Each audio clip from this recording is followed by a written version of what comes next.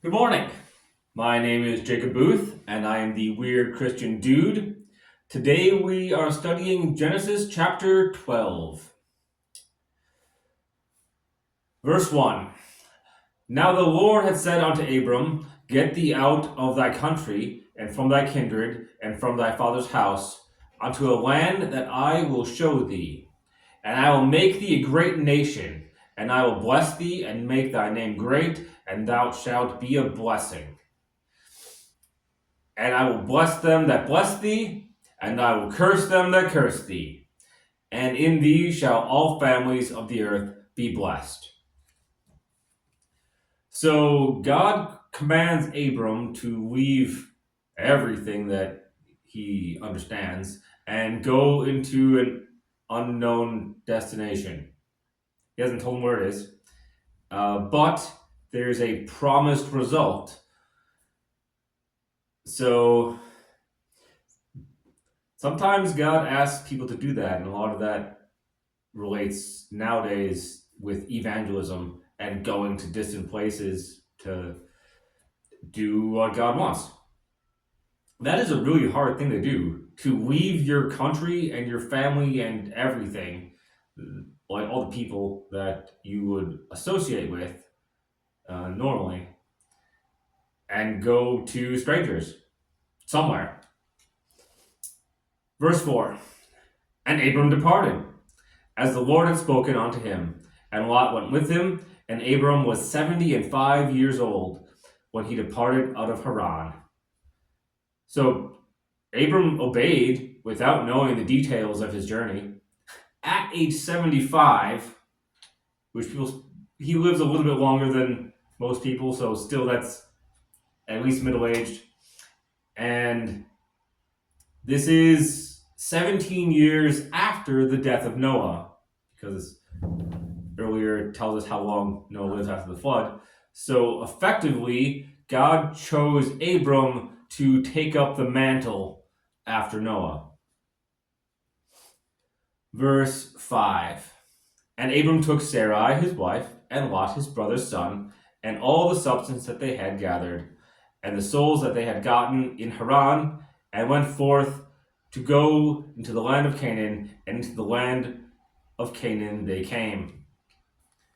So Abram took his family, and they have some servants apparently, and goes to Haran. So Haran is in the northwest of the Euphrates River, or leaves Haran, sorry, in what is modern day Sanliurfa, Turkey.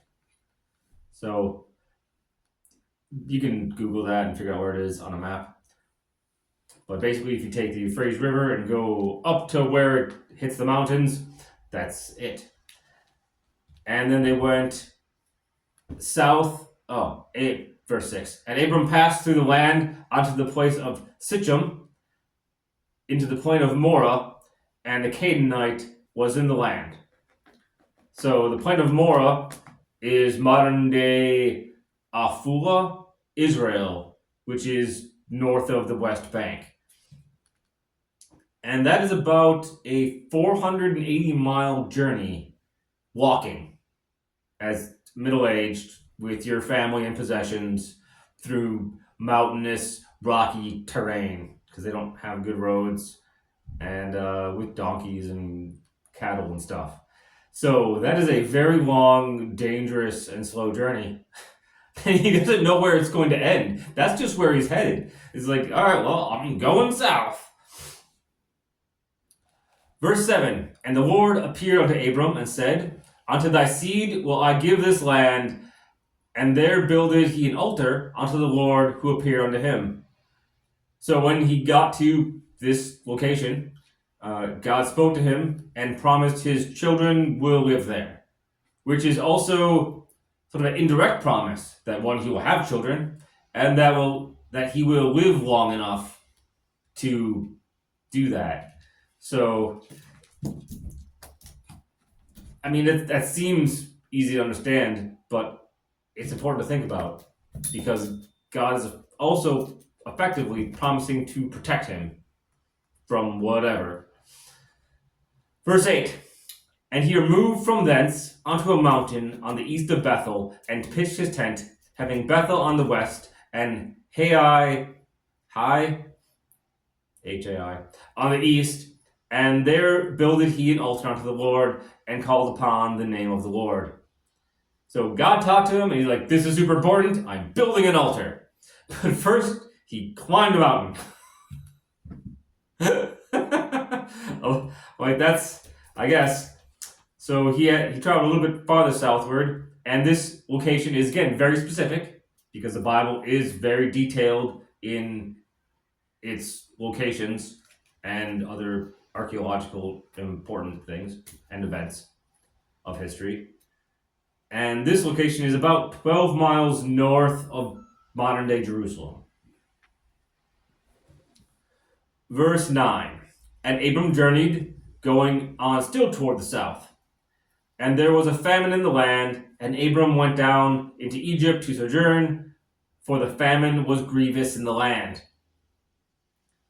So Bethel, which is about where he is, as it was mentioned, to the Sinai Peninsula is another 232 miles of walking. So that's 712 miles. And so far he's walked, and he built an altar, and God promised him that he will be alive and have children. So, sojourn is a word that's not in common usage anymore. Basically, it means to visit for an indefinite period of time, and could be anything. Could be almost permanently, but it's a visit into land that's not yours, which can again be very uncomfortable. Verse 11. And it came to pass, when he was come near to enter unto Egypt, that's where the Sinai Peninsula is, where the border of Egypt was, that they shall say, this is his wife, and they will kill me, but they will save thee alive. Oops, I skipped the passage. Okay. Verse 11. And it came to pass, when he was come near unto to enter Egypt, that he said unto Sarah his wife, behold, I know thou art a fair woman to look upon. Therefore it shall come to pass, when the Egyptians shall see thee, that they shall say, this is thy wife, and they will kill me, and they will save thee alive. So apparently Sarah is very beautiful at age 65 currently, which could be mid-30s, relative to our years currently. And Abram feared dying, because people just kill other people and then take their wives. That's a thing that happens. In fact, in Muslim countries and places with very low law enforcement type structure, that still happens. So he was afraid, and verse 13, say, I pray thee, thou art my sister, that I may be well with me for thy sake, and my soul shall live because of thee. So he told his wife to say she's his sister, so that people don't kill him and then take her. Verse 14, and it came to pass that when Abram was come into Egypt, the Egyptians beheld the woman, that she was very fair. And the princes also of Pharaoh saw her, and commended her before Pharaoh.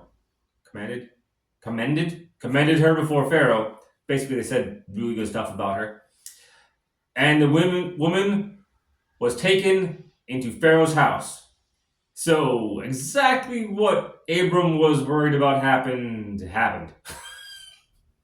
Obviously, his fears were justified.